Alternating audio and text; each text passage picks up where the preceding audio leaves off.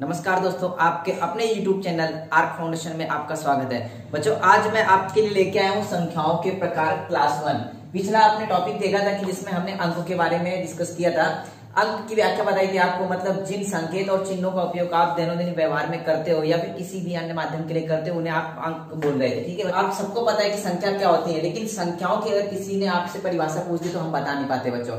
ठीक है, तो इसकी सिंपल सी परिभाषा ऐसी ली है कि जिन चिन्हों या संकेतों के समूह का उपयोग लिखने के लिए, बोलने के लिए, व्यवहार में या अन्य किसी माध्यम के लिए करते हैं, उन्हें संख्या कहते हैं बच्चों, है ना। देखो, चिन्ह को क्या बोल रहे थे आप? जो चिन्ह या संकेत थे वो थे आपके अंक, है ना बच्चों। और जिन अंकों का उपयोग, जो अंक होते हैं वो होते संख्या, मतलब अंकों का समूह होती है संख्याएं। और आज इस टॉपिक में हम लोग पूरी संख्याओं के बारे में डिस्कस करने वाले, लगभग आपको 15 से 20 संख्याएं बताने वाला हूं बच्चों। प्रत्येक संख्या को एक एक पॉइंट को ध्यान में रखते हुए समझाया गया है, आपको ध्यान से वो संख्याएं समझनी है। आपको ये वीडियो समझ में आए, पसंद आए तो लाइक करना, शेयर करना और सब्सक्राइब करना। एक नंबर की संख्या आपकी प्राकृतिक संख्या, जिसको आप बोलते हैं नेचुरल नंबर्स, है ना।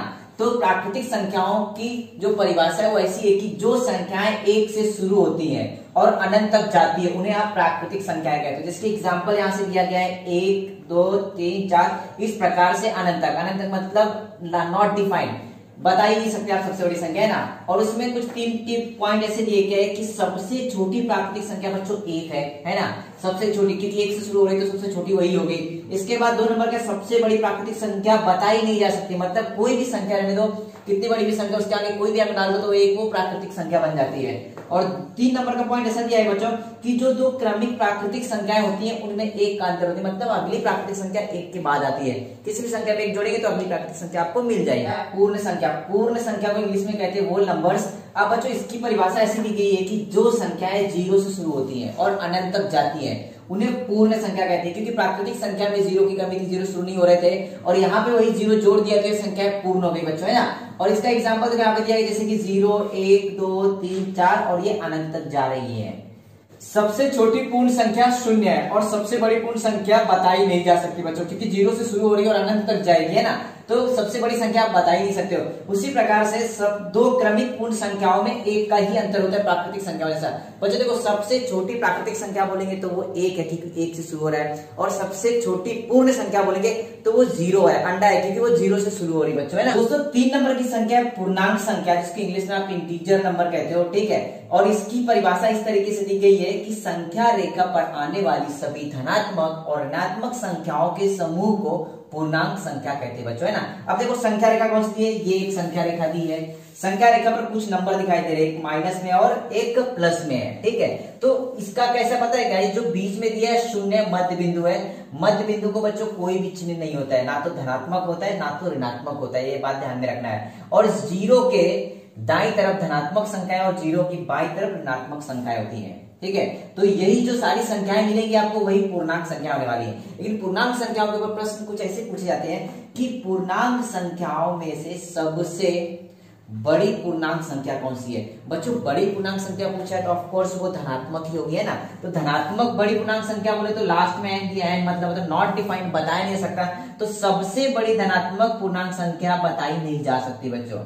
ठीक है, और उसके बाद उसी ने पूछा कि सबसे छोटी ऋणात्मक पूर्णांक संख्या कौन सी, या फिर सबसे छोटी ऋणात्मक संख्या कौन सी है। तो सबसे छोटी ऋणात्मक संख्या बोलेंगे तो बच्चों, ऋणात्मक बोले तो इस तरफ आ गया ना, और इस तरफ सबसे छोटी बोलेंगे तो यहाँ पे 1 दिख रहा है या फिर -1 दिख रहा है। तो कई बार बच्चे क्या करते हैं, सबसे छोटी -1 लिख के आती है, जो कि गलत है बच्चों। जो जितनी बड़ी संख्या होगी और माइनस में होगी वही उतनी छोटी होती है, मतलब सबसे छोटी ऋणात्मक संख्या बताई नहीं जा सकती बच्चों। ठीक है, क्योंकि कितनी बड़ी संख्या होगी उसके अंदर से माइनस लगाया तो मतलब वो छोटी हो गई।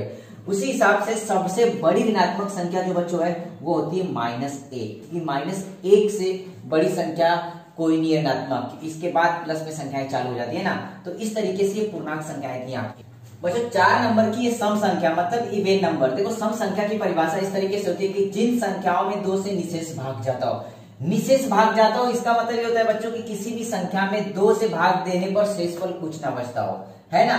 और सम संख्याएं अगर आपको पता भी चल गई तो उन संख्याओं को पहचानेंगे कैसे बच्चों? कितनी बड़ी भी संख्या रहने दो, कैसी भी रहने दो, अगर उनके इकाई के स्थान पर 0, 2, 4, 6 या 8 में से कोई भी एक अंक आ जाए तो बच्चों सम संख्या, जैसे कि एग्जांपल ये आपने लिखा है 1, 9, 3, तो बच्चों ये सम संख्या आप नहीं बोल सकते हो, क्योंकि पता है कि इकाई का स्थान मतलब लास्ट वाला जो अंक है ना 0, 2, 4, 6, 8 में से नहीं है। अगर इस संख्या का आगे कोई भी इनमें से एक अंक डाल दो, जैसे कि 6 डाल दिया, तो बच्चों ये सम संख्या हो गई, है ना।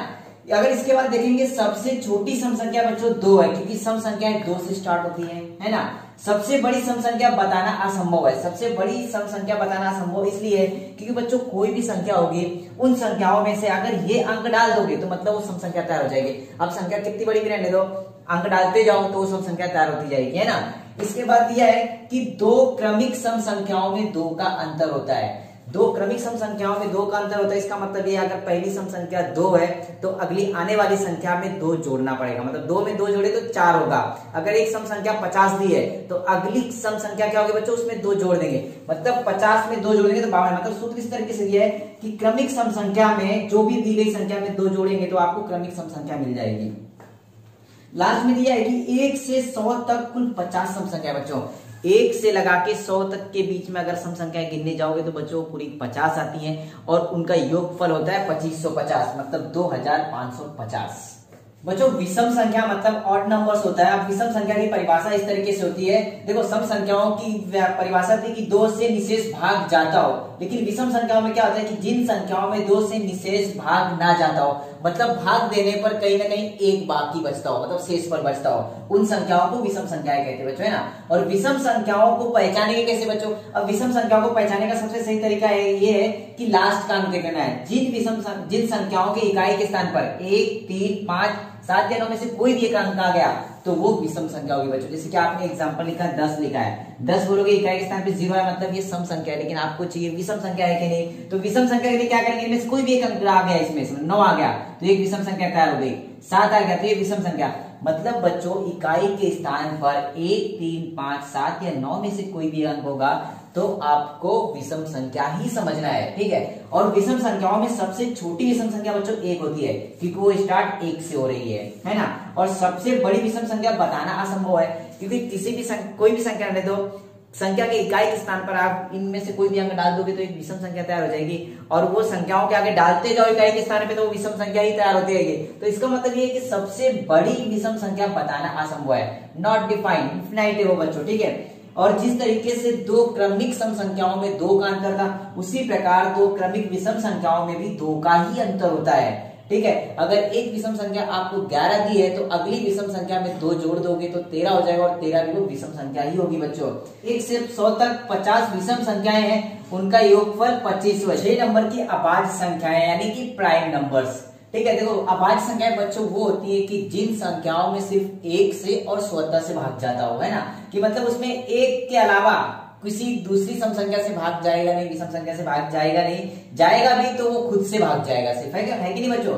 इसके बाद दूसरी इसकी परिभाषा ऐसा भी बोल सकते हो कि अभाज्य संख्याएं वो होती है जो किसी पहाड़े में नहीं आती, वो सिर्फ और सिर्फ खुद के पहाड़े में ही आती है। सबसे छोटी अभाज्य संख्या बच्चों 2 है, और सबसे बड़ी अभाज्य संख्या बताना असंभव है। सिर्फ 2 ही इकलौती एक ऐसी संख्या है जो कि सम भी है और अभाज्य संख्या भी है। इसके अलावा जितनी भी आपको संख्याएं मिलेंगी वो सारी विषम संख्याएं होंगी, ये बात ध्यान में रखना है। कोई भी सम संख्या अभाज्य संख्या नहीं होगी 2 को छोड़कर। 1 से 100 तक कुल 25 अभाज्य संख्याएं हैं बच्चों, 25 अभाज्य संख्याएं हैं, और उनका योगफल बच्चों 1060 दिया है। अब 1 से 100 तक 25 अभाज्य संख्याएं कौन सी है वो देख लेते हैं बच्चों। 1 से 100 तक कुल 25 अभाज्य संख्याएं बच्चों, वो अभाज्य संख्याएं कैसे याद करना है आपको, वो मैं आपको एक ट्रिक देने वाला हूं। ट्रिक इस तरीके से दी है कि 442, 232, 232 और 1, ये आपको कोड याद रखना है। क्या कोड है? 442, 232, 232 और 1। ये कोड याद करने के बाद आपको पता चल जाएगा। इसका मतलब ये दिया है बच्चों, जो यहाँ पे नंबर दिए ना, तो मतलब पहला नंबर जो 1 नंबर का दिया है उसका मतलब ये है कि 1 से लगा के 10 तक कुल कितनी अभाज्य संख्या है? 4 बच्चों। फिर 11 से 20 के बीच में कितनी है? 4। 21 से 30 के बीच में कितनी है? 2। 61 से 70 के बीच में कितनी है? 2। 91 से 100 के बीच में कितनी? 1। मतलब बच्चों ये कोड याद करने से आपको डायरेक्टली पता चल जाए कि वो संख्याएं कौन सी है, ठीक है। उसके बाद बताया था कि सबसे छोटी अभाज्य संख्या कौन सी है बच्चों? 2, और जो कि इकलौती सम संख्या है। सबसे बड़ी अभाज्य संख्या बच्चों आप बता नहीं सकते हो, लेकिन अगर 2 अंक की सबसे बड़ी अभाज्य संख्या पूछा तो वो होती है 97।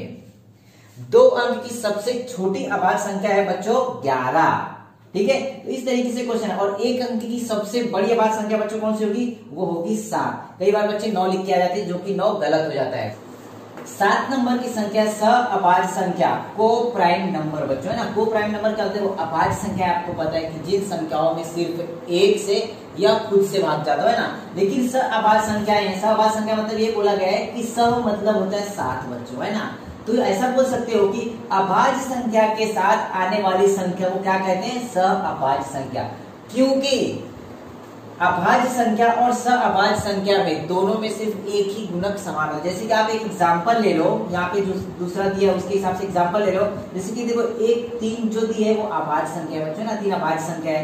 अगर इसके साथ आप लेते हो 4 ले लो, तो इसके गुणक देखेंगे तो 3 में 1 से भाग जाता है और 3 से भाग जाता है। 4 में देखेंगे बच्चों 1 से जाता है, 2 से जाता है और 4 से जाता है ना। अगर इन दोनों में देखेंगे जो 1 की अव्यय दोनों में है जो कि समान है, इसलिए इन दोनों जो संख्याएं हैं एक दूसरे की सअभाज्य संख्या है। तो बोल सकते हैं 3 और 4 एक दूसरे की सअभाज्य संख्याएं हैं। ठीक है, सअभाज्य संख्या है बच्चों। अब दूसरा एग्जांपल ले सकते हो, समझ के चलो कि जिन 2 संख्याओं में सिर्फ एक ही अव्यय समान हो। अब ऐसी कोई भी संख्या हो सकती है, हो सकता है कि वो अभाज्य संख्या ना हो। जैसे कि आपने 9 लिया और 10 लिया बच्चों है ना। 9 में देखेंगे तो 9 में 1 से भाग जाता है, 3 से भाग जाता है और 9 से भी भाग जाता है। 10 में देखेंगे 1 से भाग जाता है, 2 से भाग जाता है, 5 से भाग जाता है और 10 से भाग जाता है। लेकिन इन दोनों के जो अव्यय दिए गए, अव्यय में सिर्फ एक ही समान है, इसके अलावा कुछ समान है क्या, नहीं। मतलब यहाँ पे ये है कि 9 और 10 एक दूसरे की सअभाज्य संख्या है।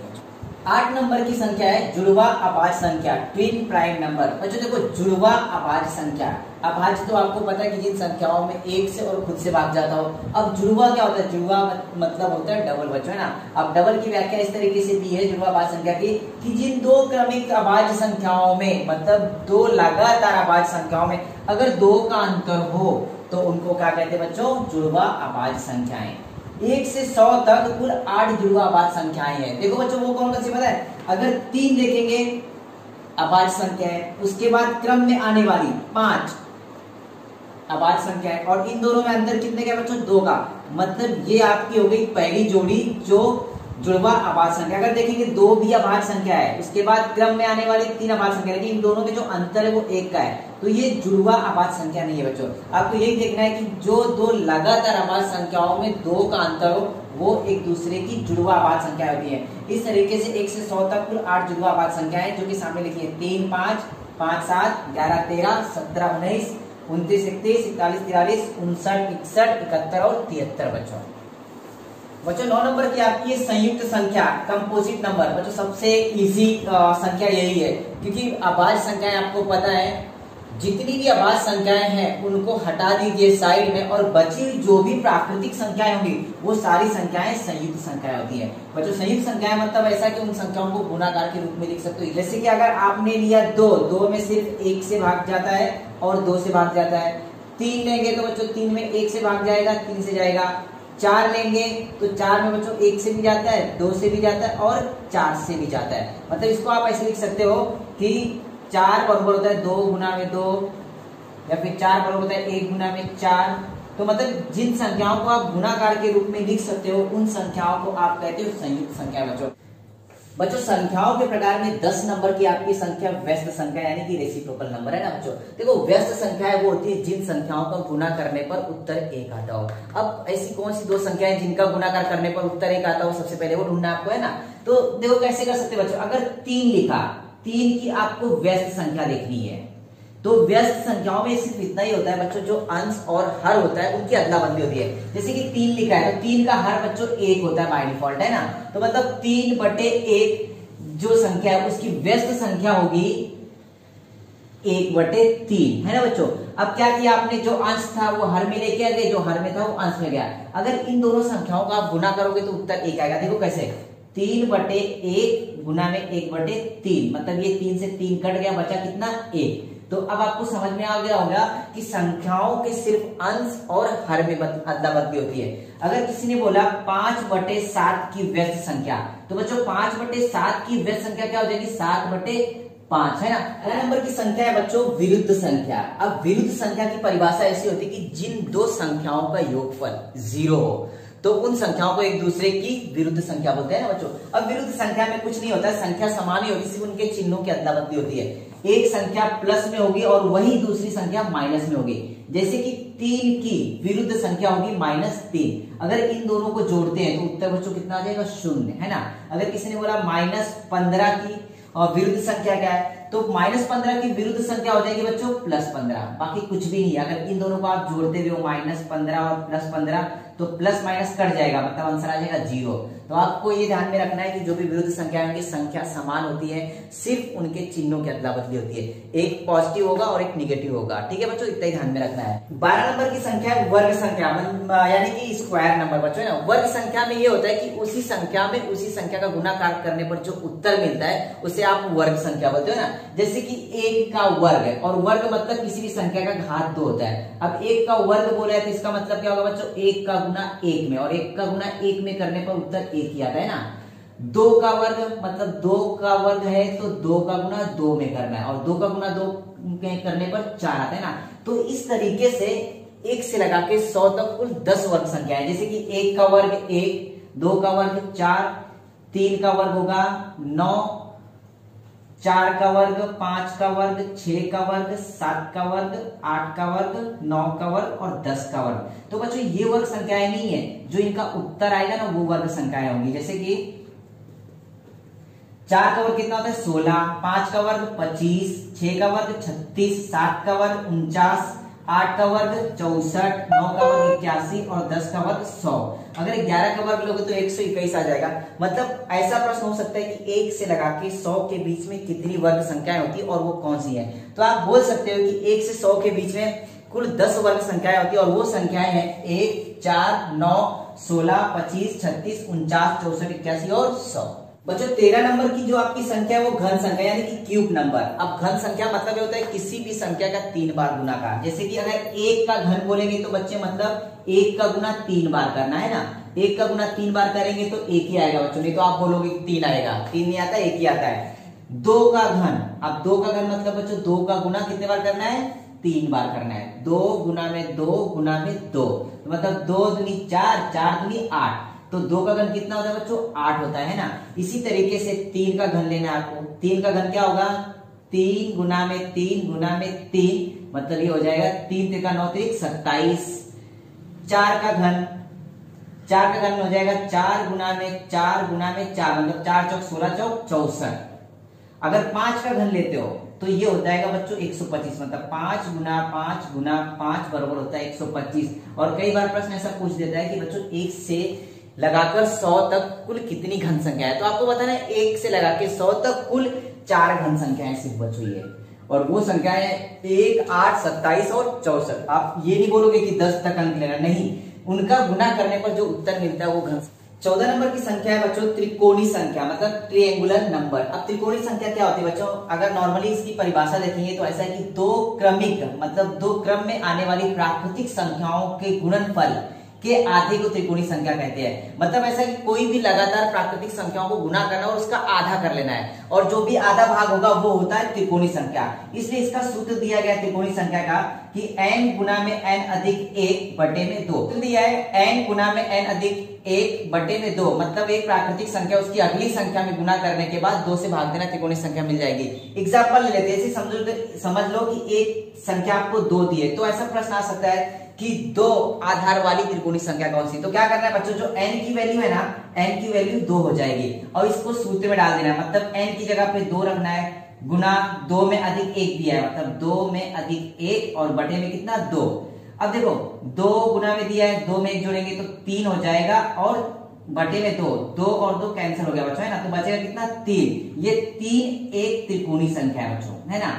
और कई बार प्रश्न ऐसा आता है कि त्रिकोणी संख्या 1 से 100 तक कितनी है। तो 1 से 100 तक त्रिकोणी संख्याएं हैं टोटल 14 की वैल्यू आप 1 रखेंगे। 1 तो सूत्र के हिसाब से सॉल्व करेंगे तो क्या देखो 1 गुना में 1 में 1 जोड़ देंगे तो 2 और बटे में 2, मतलब ये 2 2 कट गया, पहली त्रिकोणीय संख्या हो जाएगी 1।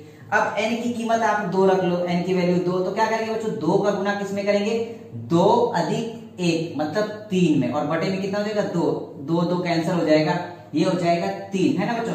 तो इस तरीके से n की कीमत आपको 3 रखनी है तो अगली त्रिकोणीय संख्या मिल जाएगी, मतलब 3 का गुना किसमें करेंगे 3 में 1 जोड़ने के बाद 4 और बटे में 2, 2 एकम 2, 2 दूनी 4, 3 दूनी 6, मतलब तीसरी त्रिकोणीय संख्या 6 है। तो इसी प्रकार से बच्चों आपको निकालना है 100 तक की त्रिकोणीय संख्या है। 100 तक नहीं निकालना है, मतलब जो सबसे बड़ी त्रिकोणीय संख्या होगी 100 के बीच में वो 91 है ना। और वो त्रिकोणीय संख्या देखेंगे तो पहले 1, फिर 3, फिर 6, फिर 10, 15, 21, इस तरीके से संख्या आपको निकालना है।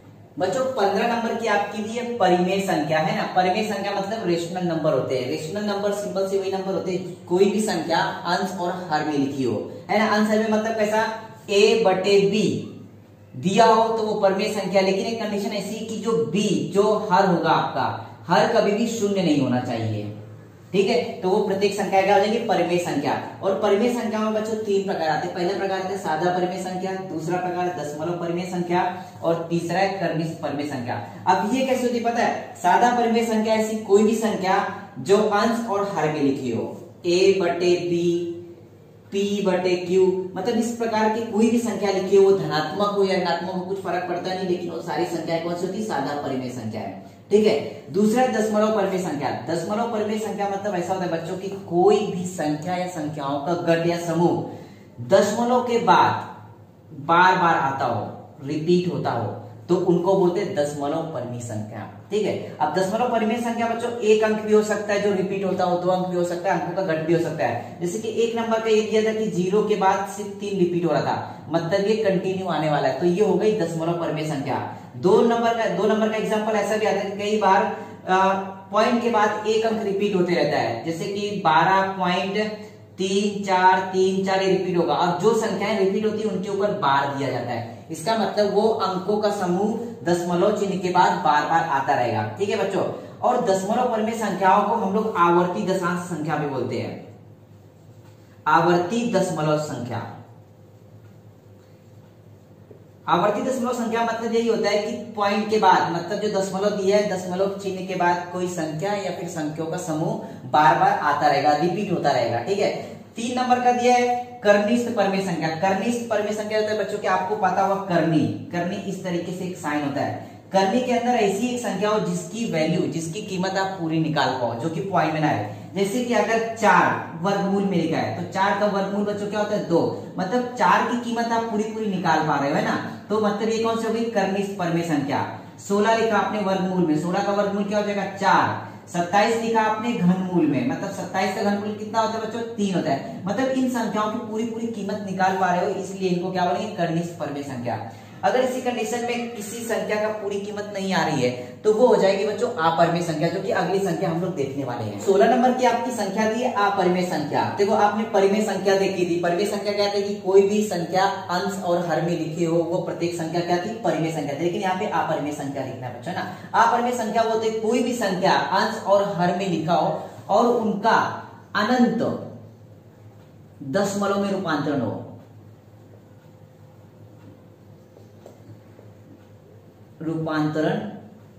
हो तो उन संख्याओं को आप क्या बोलते हो अपरिमेय संख्या। या फिर एक दूसरी व्याख्या ऐसी भी लिख सकते हो, दूसरी परिभाषा ऐसी भी है कि ऐसी कोई संख्या जो a बटे b अंश हर में लिखी हो और b इक्वल टू 0 हो, सॉरी b की मान कितनी हो 0, मतलब किसी भी संख्या के बटे में अगर शून्य आते तो उसकी जो वैल्यू होती है वो अनंत दशमलव में होती है। तो इसलिए किसी भी संख्या के बटे में हर में अगर शून्य होता है वो अपरिमेय संख्या होगी। अपरिमेय संख्या भी बच्चों 3 प्रकार की होती है। सादा अपरिमेय संख्या, सादा अपरिमेय संख्या वो होगी जो कि दशमलव में रूपांतरित करने के बाद वो अनंत तक जाती हो, ठीक है। या फिर बटे में शून्य हो तो वो संख्या हो जाती है आपकी सादा अपरिमेय संख्या।